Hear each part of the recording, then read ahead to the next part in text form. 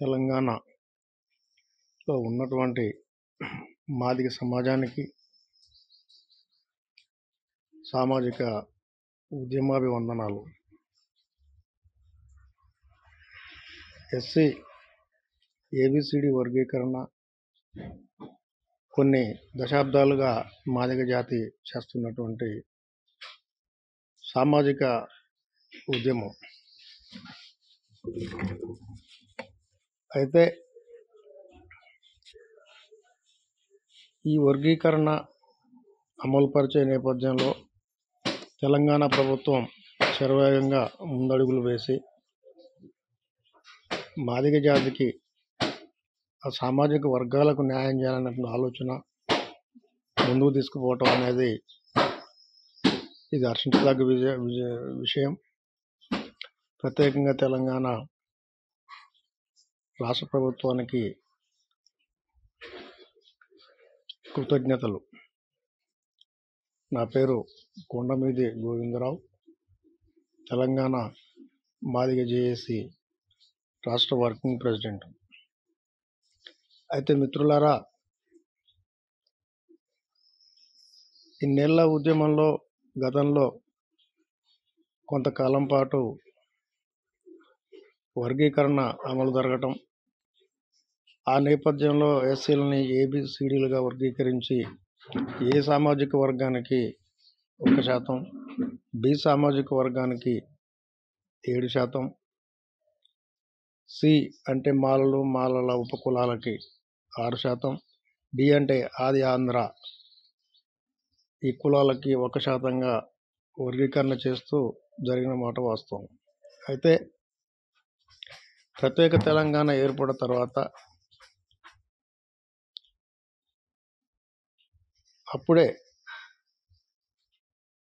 మాదిగలకు ఏ రకమైనటువంటి అన్యాయం జరుగుద్ది తెలంగాణ రాష్ట్రంలో అని ముందే గ్రహించి 7% వర్గీకరణ మాదిగలకు అమలు జరిగితే మాదిగ జాతి పోతుందని చెప్పి తెలంగాణ ఉద్యమకారుడు, తెలంగాణ మాదిగల ముద్దుబిడ్డ డాక్టర్ పిడమర్తి రవణ గారు మాదిగ జేఏసీ సంఘాన్ని స్థాపించి గత 11 సంవత్సరాలుగా ఢిల్లీ వేదికగా తెలంగాణ రాష్ట్రంలో మాదిగలకు 12% రిజర్వేషన్ కల్పిస్తూ వర్గీకరణ అమలు చేయాలని చెప్పేసి అని పలు దఫాలుగా కేంద్ర రాష్ట్ర మంత్రులకి విన్నవించడం జరిగింది. అంతేకాకుండా ఈ ఉద్యమాన్ని ముందుకు తీసుకుపోవడంలో పిడమర్తి రవణ అసెంబ్లీ స్థాయి సమావేశాలు, పార్లమెంటరీ స్థాయి, నియోజకవర్గ స్థాయి సమావేశాలు, ప్రతి గూడానికి ఇంటింటికి తిరుగుతూ మాదిగ జాతిని జాగృతం చేయటం జరిగింది. ఈ రోజున 12% రిజర్వేషన్ కావాలని ఎందుకు అంటున్నామంటే, గతంలో ఒక 10-20 సంవత్సరాల క్రితం ఉన్నటువంటి మాదిగ జనాభాకి ఇప్పుడున్న మాదిగ జనాభాకి చాలా తేడా ఉంది. కనుక జనాభా తమాషా ప్రకారంగా తెలంగాణ రాష్ట్రంలో మాదిగలం ఎంత ఉంటే మాకు అంత వాటా కావాలని చెప్పి 11 సంవత్సరాలుగా పిడమర్తి రవణ నాయకత్వంలో మాదిగ జేఏసీ చేస్తున్నటువంటి ఉద్యమానికి త్వరలోనే మాదిగలకి ఈ ఫలాలు అందబోతున్నాయని చెప్పడంలో ఎటువంటి సందేహం లేదు. మరి ఈ ఉద్యమానికి అలు పెరగకుండా పోరాటం చేసినటువంటి పిడమర్తి రవణకు మాదిగ జాతి అంతా కూడా ఆయన కృతజ్ఞత తెలపవలసిందిగా కోరుతా ఉన్నాం.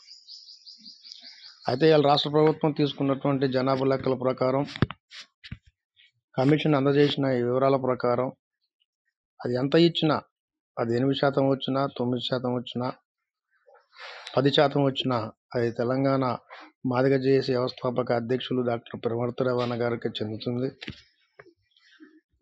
ఈ గొప్పతనం అనేది మనందరం గమనించాలి. అయితే ఎంఆర్పిఎస్ని గత 30 సంవత్సరాలు నడిపిస్తున్నటువంటి మందకృష్ణ మాదిగ గారు ఏనాడు కూడా మాదిగలకి జనాభా ఎంత ఉంటే అంత ఇవ్వాలని ఏనాడు అన్న పాప అనబోలేదు. అసలు ఆ దిశగా ఆలోచన కూడా చేయలేదు. మందకృష్ణ మాదిగ అంటున్నటువంటి 7% రిజర్వేషన్ అమలైతే తెలంగాణ రాష్ట్రంలో మాదిగలకు ఎంత అన్యాయం జరుగుతుందో ఈ రోజున ఈ సబ్ కమిటీలో నివేదిక అందజేసినటువంటి కమిషన్ ద్వారా మనకెల్లవించిన లెక్కల ప్రకారం తెలుస్తున్నది.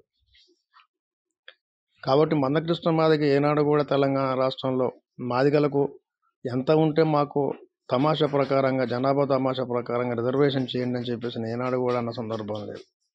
కాబట్టి మందకృష్ణ మాదిగ గారు కూడుకున్నటువంటి 7% రిజర్వేషన్ మాదిగ జాతికి ఇది తీరని అన్యాయం జరుగుతుంది. ఇది గమనించే డాక్టర్ పిడమర్తి రవణ గారు తెలంగాణ మాదిగ జేఏసీ నాయకత్వంలో